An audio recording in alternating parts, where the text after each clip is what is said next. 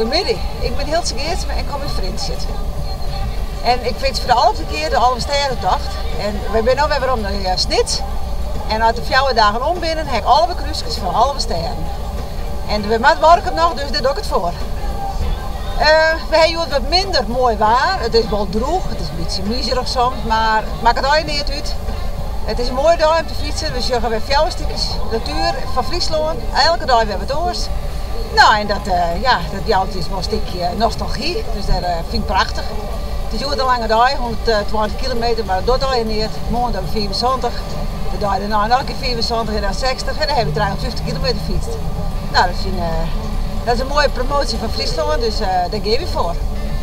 Nou, het is hartstikke gebeurd. Ik weet even net meer wat ik vertellen moet. Mijn maat staan weer te wachten op de fiets, dus wij gaan maar z'n 4 uur verder. Op de Snits. Groetjes. Heel mooi.